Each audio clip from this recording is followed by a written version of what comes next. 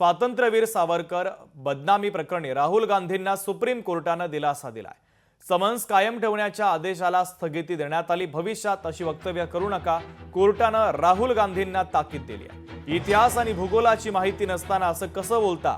Supreme कोर्टाने राहुल गांधींना हा प्रश्न विचारत फटकारलं।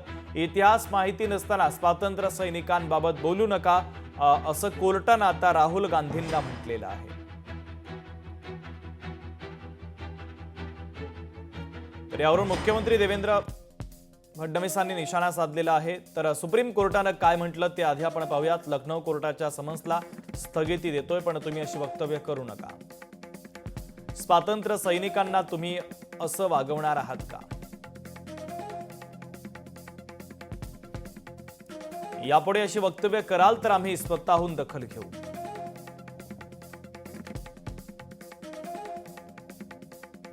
सावरकर आणि स्वातंत्र्य सैनिकांबद्दल तुम्हाला असं बेजबाबदार बोलू देणार नाही।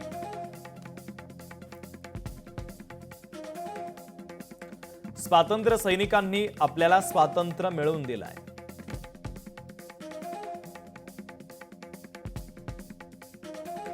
सावरकरांच्या प्रमाणे गांधीही व्हाईस रॉयला लिहिलेल्या पत्रात तुमचा विश्वासू नोकर म्हणायचे।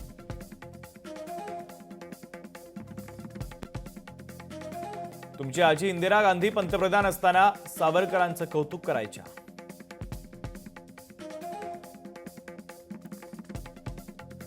तुम्हाला भारताच्या इतिहास आणि भूगोलाची माहिती नसताना असं कसं बोलता?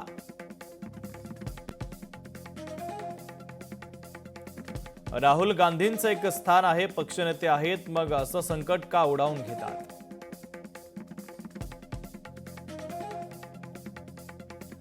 महाराष्ट्रामध्ये सावरकरांची पूजा होते आणि तुम्ही अकोल्यात जाऊन असं विधान कसं करू शकता?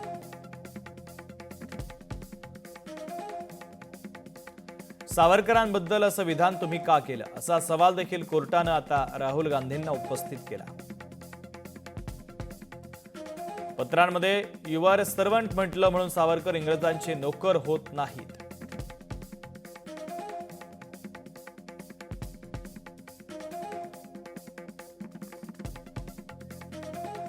तर यावरून आता मुख्यमंत्री देवेंद्र फडणवीसांनी निशाणा साधलाय। सुप्रीम कोर्टाने राहुल गांधींना चांगली चपराक लगावली आहे। आता सावरकरांबद्दल बोलताना राहुल गांधी हे विचार करतील असं फडणवीसांनी म्हटलंय।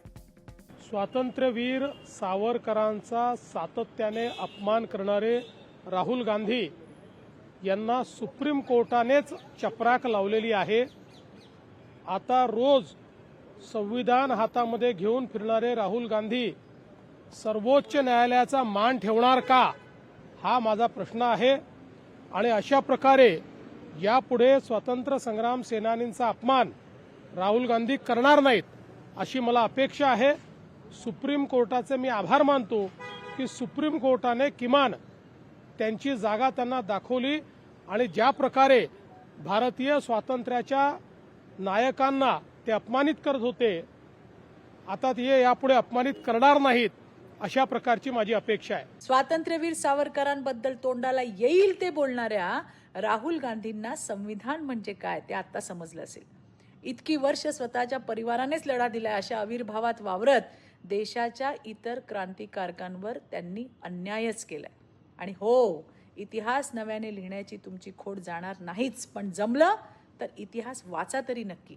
राहुल गांधीजी, तुमच्या आजी इंदिराजी गांधी यांनी वीर सावरकरांना त्यांची प्रशंसा करणारं पत्र लिहिलं होतं।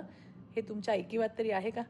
तुमच्याच सारखा बालक बुद्धीचा उद्या कुणीतरी उठेल आणि म्हणेल की महात्मा गांधी हे ब्रिटिशांचे नोकर होते। पण जसे ते देशाचे महात्मा गांधी आहेत, तसेच या देशाचे स्वातंत्र्यवीर सावरकर देखील आहेत। लोकशाही मराठी ऐका, पहा, जागरूक रहा।